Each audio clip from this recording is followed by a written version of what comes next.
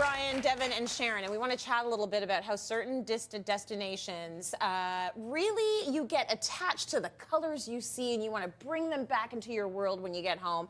And a lot of those colors that you might have seen on your travels have to do with the colors of the year, the color of the year. So let's talk about how color influences your design. And Brian, I'm going to start with you. Like, are there colors that stick out in your mind that you've seen on travel destinations that you've tried to replicate back home? Yes. Well, in the UK, I find there's a lot of deep colors, you know, and they love color there. It's all those gray days. Yes. So you get these beautiful greens and beautiful burgundies and beautiful Bordeaux colors and things like that, which is different than when I was in Charleston, which was pastels, and it was almost Bahamian in color.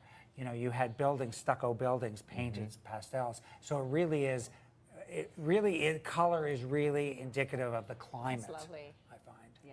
It is. So if you're in climates that have winter, that experience winter, hello Canada, you're going to see a lot of, like, what are the door colors? We see reds, we see blacks, we see dark colors. Charleston is beautiful because you've got all those pastels. The sun's always out. It is, but that's why you see in Northern Europe a lot of white and a lot of blonde floors, because they need lightness in the space. That's right. Where the Brits find it cozy and they have all those patterned fabrics and florals and things. Yeah, And it's really heavier, outside right? versus inside too. I think That's you kind of true. see it a little bit different in the architecture than in interiors, but I never think of this stuff. Well, you travel a lot, Dev. A lot, so yeah. can you think of some destinations that you've visited that really embody the color of the year? Just in the past year alone, I think I've done a dozen different countries, but there's one that stands out the most, Okay. and it's India. Yeah. Of course, I'm Guyanese. I'm from Guyana, but Yes. my ancestry is from South Asia. I've been fortunate enough to travel there several times, but that's actually India right there. Oh, That's the Himalayas behind me. Beautiful. I'm cooking on a shikara boat. Wow. And you can't see all the flies buzzing around me, but that's the Himalayas behind me. It's a We see color some memory. blue nova in the air, but there's a lot of warm colors, bright colors, especially when we celebrate Holi.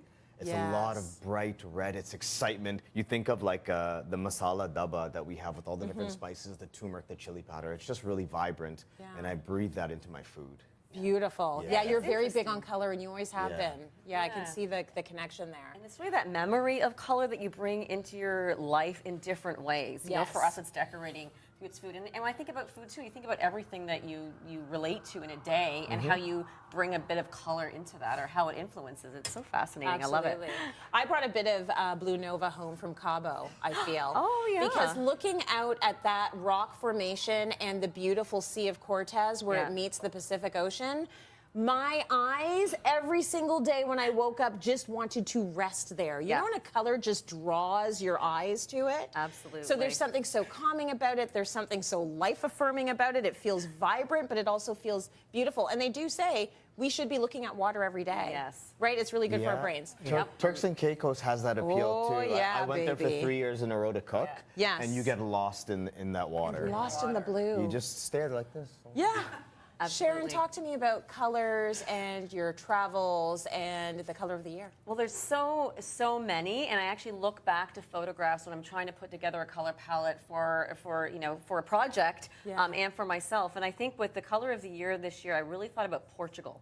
And I thought about Portugal also from the sea and the sky, as you were talking about, but more about the architecture and all the tiled walls that were inside and outside. The Tile Museum, a National Tile Museum, it was incredible. And to see so much of actually the colors that are here today, it was fascinating. And then outside, like murals, just artwork outside, street art. I think I really brought a lot of that color vibrancy back. But the exterior tiles, I was just blown away. It's very unique. I haven't seen a lot of that in other parts of Europe where I've traveled. So those tiles and that handmade part of it and how that goes from the outside to the inside, I think it was fascinating. We saw one of the shots there. I think it was in Lisbon. Did you go to Lisbon? Yes. So the roofs are topaz, right? And you look out and you see all of the roofs and they're all this color and there's something so beautiful about it. Exactly. And then it's the against the Blue Nova combination. sky. Yeah, and I think that's really it too. It's the combinations that you see that also make a different place. Like you see the blue in Portugal, you see the blue in India, but it's what it's combined with that makes it so different, right? And you really remember that. And when it's on, like India is known for silk.